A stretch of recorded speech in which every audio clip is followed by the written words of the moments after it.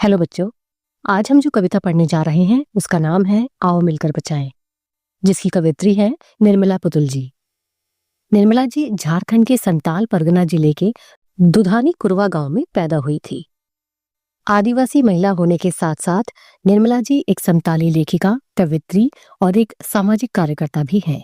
आओ मिलकर बचाएं कविता में निर्मला जी ने झारखंड के लोगों को अपनी संस्कृति और सभ्यता बचाने के लिए उन्हें जागृत करने का प्रयास किया है।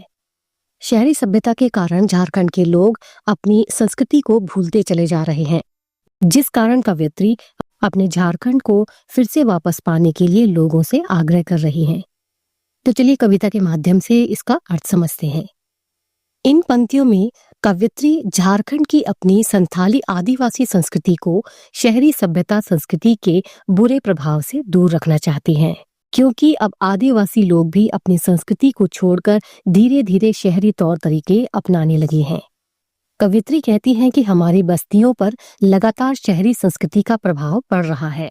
बस्ती यानी वो जगह जहाँ बहुत से लोग अपना घर बनाकर साथ साथ रहा करते हैं।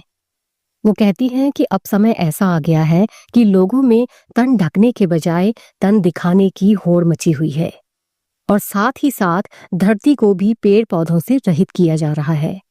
यानी शहर का लगातार निर्माण करने के चक्कर में पेड़ पौधों को काटा जा रहा है और इस हरी भरी धरती को बिना पेड़ पौधों के किया जा रहा है, क्योंकि ये हरे भरे पेड़ पौधे इस धरती का आवरण होते हैं, यानी उसके तन के कपड़ों के समान होते हैं।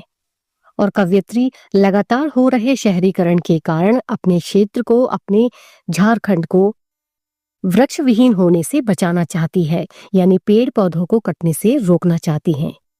और वो चाहती हैं कि अपने पर्यावरण को सुरक्षित रखने के लिए झारखंड समाज के लोग उनका साथ दें। साथ ही साथ कवयित्री अपनी संथाली परंपराओं को भी बचाना चाहती हैं। कवयित्री कहती हैं कि धीरे धीरे शहरी वातावरण का प्रभाव अब हमारे क्षेत्र के लोगों पर भी पड़ रहा है।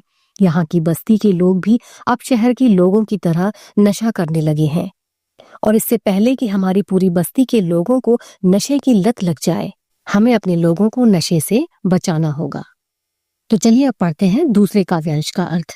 इन पंक्तियों में कवयित्री अपने लोगों से आदिवासी रहन सहन, स्वभाव और संस्कृति को बचाने का आग्रह कर रही है। संथाल जनजाति पूर्वोत्तर भारत की प्राचीन जनजाति मानी जाती है। कवयित्री कहती हैं कि संथाल परगना के लोगों की सभ्यता, संस्कृति और झारखंडी भाषा ही उनकी असली पहचान है। उसे बनाए रखने के लिए उस पर शहरी प्रभाव नहीं पड़ने देना है। शहर में बहुत सी सुख सुविधाएं होती है, जिस कारण लोगों की दिनचर्या में आलस बढ़ता जा रहा है और पहले जैसी उमंग खत्म हो गई है।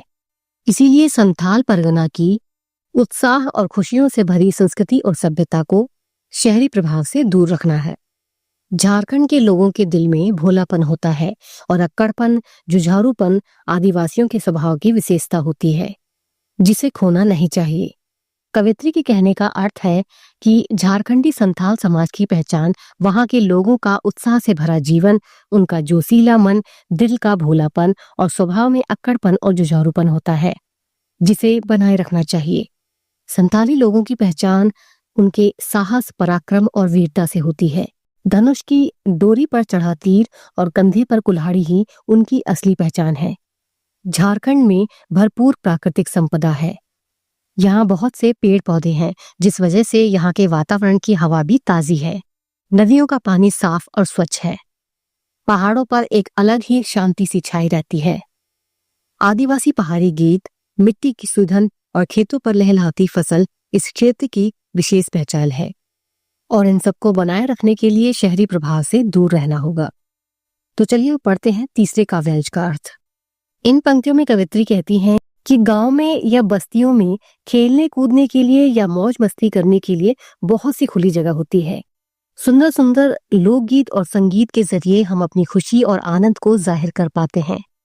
लेकिन शहर में बढ़ती आबादी के कारण घर और खुले मैदान छोटे होते जा रहे हैं और शांत वातावरण खत्म हो रहा है।